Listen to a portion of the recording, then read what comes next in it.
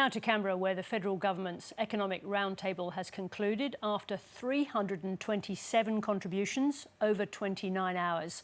Political editor Jacob Greber will join me in a moment. First, here's Treasurer Jim Chalmers. Jim Chalmers, welcome to 7:30. Thanks, Sarah. Always happy to be the warm-up act for Jacob Greber. Well, thank you for that. Now, obviously, there's a lot to get through, but let me start with tax. You've acknowledged the tax system is fundamentally unfair to younger workers compared to older Australians. How do you plan now to fix it? Well, I think one of the clear areas of consensus out of the Economic Reform Roundtable is that when we look to reform the tax system, one of the most important objectives is to make it fairer in intergenerational terms. And when I was asked about this earlier today, I agreed that the tax system is imperfect. There's a number of ways that we are looking to improve the tax system, cut taxes for working people, work on the multinational tax agenda, road user charging. There's an agenda there, but one of the most important areas where there was common ground is that when we reform the tax system, we've got to make it fairer to the generations that follow us. You said you don't need a tax review like the Henry tax review in the past. That tells us that beyond those you've already talked to us about, you have additional tax measures in mind. What are they? Well, I want to be respectful to the contributions that people made over the course of the last 3 days and especially today. The government's policies on taxes haven't changed. Our priority is to cut income taxes 2 more times in ways that we legislated, in ways that were contested at the last election. That is the government's priority. We've said we're working on road user charging for EVs. And that's an important priority as well. The government's policies haven't changed in these key areas. What we have done is we have listened very genuinely. We've consulted with people who have a view about the tax system, experts, business leaders, union leaders, economists, academics and others.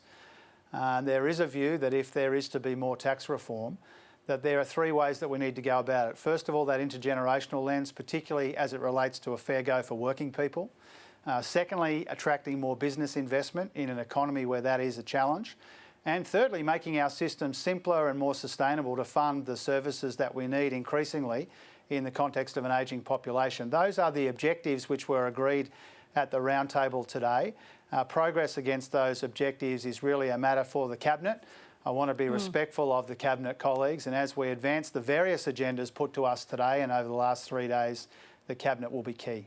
Look, with such a frank acknowledgement of the unfairness in the system, the inequity in the system and how that affects younger Australians, let me put this simply, have you fired a shot now across the bows of wealthy retired baby boomers living off property investments and the very generous tax treatments that they enjoy? Are you telling them that these are now coming to an end?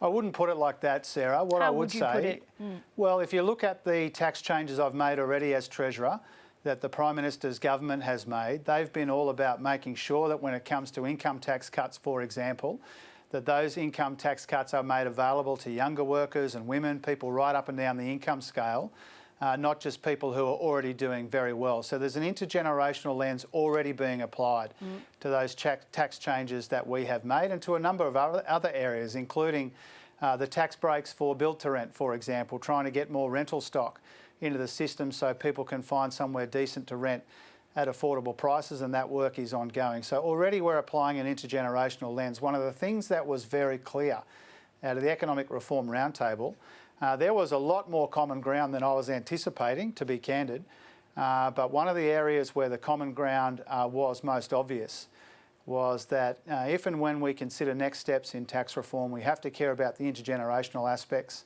and that feedback from the group today, from my point of view, is very welcome. We've made some progress on that front. There's always more to do, and we'll make sure that we work through the proposals and the ideas and the directions put to us in a respectful, considered and methodical way. Let me just get clear. Does this mean, can I get clarity on that? Does this mean that you will now consider asking retirees to pay tax on earnings and withdrawals, to reduce the capital gains discount and, as Treasury have wanted for a long time, crack down on family trusts? We haven't taken a decision on any of those things. We haven't changed our policy or our position on each of the issues that you raised. You know that we've already got policies and legislation that's been in the Parliament for a couple of years now when it comes to making superannuation tax concessions still concessional but more sustainable. And so again, I point you to our record in some of these areas. We haven't taken any decisions to change our policies. We haven't changed our policies as a consequence. It's a matter for Cabinet.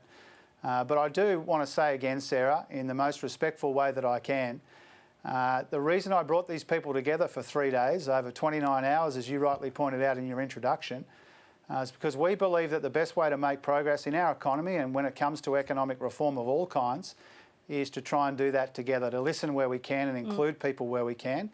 And a lot of the work that people put to us will be ongoing. It won't just end at 5 o'clock earlier this afternoon. Does this mean, though, with what you're saying, this is a matter for Cabinet and Cabinet will address this fairness issue? Does that mean that the government can make decisions on changes to the tax system ahead of the next election? Well, first of all, I think I've been really clear, as has the Prime Minister, and I was clear behind closed doors as well, that the group we brought together for 3 days was not to replace decisions taken by Cabinet, it was to inform decisions taken by Cabinet. This was 3 days in August of 2025 to inform the next 3 budgets and beyond. Now, we've made it clear as a government and we've put policy action behind these views in tax reform already when it comes to those income tax cuts and in the other areas I've mentioned, that where we can make the tax system fairer, we will, but we'll do that in a considered and methodical way. We haven't changed our policy on any of those issues that you raised, and any future changes would be considered by the Cabinet in the first instance. On regulation, you say you want benchmarking, the crucial issue of regulation which goes to productivity. Will you set a target for the reduction in red tape like the UK government has, something like 25% by 2030? Will you do that? There's a lot of enthusiasm for better regulation, to cut red tape where we can, get compliance costs down, and we did specifically discuss the UK proposal and other proposals around the world. Do you like a target? Do you want a target? We're going to ask the Productivity Commission for some help on benchmarking and targets. Those targets are not always the best designed targets. I make no comment on how other governments around the world are going about it. But if we're going to have a target, it needs to be a good one. And so we've asked the PC to give us a hand with that. But regardless of the advice we get from the PC, one of the big directions today is better regulation, cutting compliance costs, cutting red tape, making sure we're not getting in our own way. This is one of the most important ways we make our economy more productive. And what that means for people watching your program, Sarah, is building more homes more quickly, lifting living standards, sustaining the progress we're making on real wages. That's what a more productive economy means for real people in real communities. They are front and centre. One of the ways we go about that is to regulate our economy more effectively. Let's talk about the road user charges as floated before the roundtable. You say now that it's a tax whose time has come. What level of revenue would you expect it to raise? Well, it depends on the model and it depends on the timing, and both of those decisions are yet to be taken. Again, important role for Cabinet and colleagues like Catherine King and Chris Bowen and others, the Prime Minister, the Finance Minister. But in the first instance, I'm going to work with the states on an options paper that they are writing. They've got an interest here, and I'm going to convene the State and Territory Treasurers on the 5th of September. We've put this on the agenda to work through options. There was a lot of appetite around the roundtable today for a form of road user charging for EVs, but not yet a consensus on the model or on the sequencing and timing of that. And until you know those things, you don't know the sorts of revenue that you would be thinking about raising. You said you're going to ask Environment Minister Murray Watt to speed up his action on reforming the EPBC, the Environmental Act. What does that mean in detail? What are you anticipating? What do you want from Murray Watt in terms of timing? Well, Murray's done a heap of good work here, and he'll have more to say about it in the next week or two, and I don't want to steal his thunder, frankly. But one of the areas where we made a lot of progress yesterday was in working out getting around some of the remaining issues. My understanding is that he is relatively close to finalising those consultations, which have been so important. Can you just put a timeline on that for me? I won't do that, Sarah, because I'm respectful of Murray and his work, and I don't want to steal his thunder, but I've had conversations with him.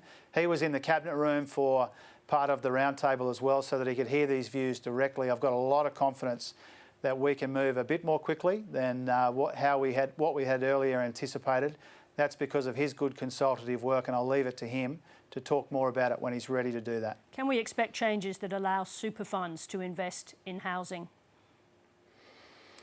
I'm going to have another look at the performance test in super. I want to make it clear to your viewers there's absolutely no chance I'll abolish it. And there's absolutely zero chance that I will interfere with the super fund's primary purpose, which is to maximise returns for its members, the working people of this country. With those two conditions, I am prepared to have another look. There's a compelling case being made to us that the way that the performance test works might be an unnecessary barrier to super funds investing more in areas like housing or energy, and we don't want to see those unnecessary barriers if they are genuinely unnecessary. So I committed to the group that I would have another look at that, and I will.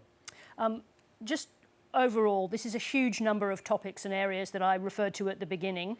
You're looking for more than a percentage point increase in productivity.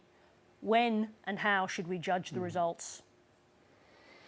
Well, we've got to chip away at this problem over time. You know, Danielle Wood has said this, I think, in a really compelling way. The PC chair, she's pointed out that this productivity challenge has been a part of our economy for a long time now. It's part of comparable economies around the world. You can't turn it around quickly. If there was a switch you could flick to turn around our productivity performance, somebody would have flicked it already. It requires sustained, hard, collaborative and consultative work, and that's what the roundtable is about, but that's what our government's about as well. If we shift the dial on productivity, we've got to do a lot of things simultaneously, and I'm pleased that the interpretation that you took from the progress we talked about after the Economic Reform Roundtable is that we are acting on a lot of fronts. That is genuinely the case. Treasurer, thank you very much indeed for joining us after a long 3 days. Thank you. Appreciate it, Sarah. Thank you. Well, we've heard from the Treasurer. Here's how business leaders summed up the outcome. This has been an important process, and most importantly, it sets us a bit of a course for how we can go about progressing real action over the course of the next months and years ahead. It's time for the rubber to hit the road. It's been a very productive 3 days. It's easy to be cynical, you know, that not much was achieved, or we should have done more, or we haven't upended the world and made things easier. We've started on a pathway of making Australia a better place to work and to invest. There's a lot of work to be done around tax. There's recognition that we need to make our tax system work better for business, and we'll get down and do the hard work to achieve that. We need a simpler, fairer tax system. That's been laid out. We also need to address some of the challenges we have in the overall tax system for working Australians. 7:30's political editor Jacob Greber joins me now. Jacob, you were in the press conference immediately after the roundtable had concluded. What were your observations trying to make sense of all of this information that we've been hearing over the last 3 days? How did you make sense of it? Look, I think the government has given itself a very large bill of work to do. It's really laid out, I think, the agenda for the rest of this term. What struck me most was the amount of flexibility that the Treasurer is keeping for himself, making very clear that there's a bunch of decisions to come in Cabinet, as you pressed him on. That's very significant, Sarah. That implies that if any of the changes that the government would like to make, and they feel that there is a consensus on some of these things based on the people that the Treasurer picked to be in that room with him, and it was quite a representative group of people, they are leaving open the option of doing this before the next election. I think that was very clear. And I think the other thing that is worth paying attention to here, he's repeatedly saying that this will inform the next 3 budgets. Well, those budgets will have decisions. They'll have to grapple with the structural budget deficit, and tax and investment incentives will all be on the table. It was very clear that they're leaving themselves a lot of flexibility here. I just want to talk to you a bit more about that, because today was tax day, and we know that the presentations were all about, or all of them included that issue of fairness, intergenerational fairness. So can we expect to see, in the area of tax in particular, those controversial areas about targeting baby boomers or pulling back the concessions that baby boomers have enjoyed, do you think we can now expect to see that between now and the next election? I think so, and I've been speaking to some of the people who were in the room. There was a sense of unity around that issue of fairness, the view that the tax system favours older generations, whether it's treatment of significant assets like housing and superannuation, at the expense of younger Australians. Now, the degree to which there was agreement, if I can put it that way, on how hard to go on that, no. People were saying there was still a lot of evidence of people unwilling to come out of their foxholes, as one of the participants put it to me. But that's not to say that there isn't quite a significant area where the government can move. It may well be around the treatment of trusts. It may well be around the treatment of superannuation concessions. And I think one of the other areas that's still very much on the table is this idea of a cash flow tax to give business incentives to invest up front. All of these things I've described to you involve very significant political fights. There will be resistance on those issues, but I think what the Treasurer is hoping is that this process that we've seen conclude today gives the government that momentum it needs and confidence to push ahead into what have until now been incredibly difficult political areas. The problems in the tax system are not going away, Sarah. But we did understand in the lead up to this roundtable, Jacob, that there was reporting at least of some, if not tension, then disagreement between the Treasurer and the Prime Minister. How healthy or unhealthy that is not the point of today. But does this now suggest that we are in a reforming government, which is not what the Prime Minister wanted to tell us about this roundtable before it got underway? Well, I think they will seek to take some confidence from this. It hasn't come out with a grand agenda or a communique. The Treasurer was very determined not to do that because that would have consumed the entire 3 days and they would have argued about ampersands and pronouns and what have you in these sentences. It would have been impossible, like a monstrous G20 meeting. But what he does take from this is some things where they can go now chase some wins, and very clearly the road user charging issue is top of the list. That is something where they're saying they were surprised by the level of agreement on that. Now, I don't think that's necessarily really going to move the dial on the broader problems in the tax system, but they need to address that, and they're going to knock themselves out on that pretty soon, it looks like. But the much harder questions are around the intergenerational fairness. There was discussion of a dual tax system which looks at why we treat different types of income so differently in the tax system.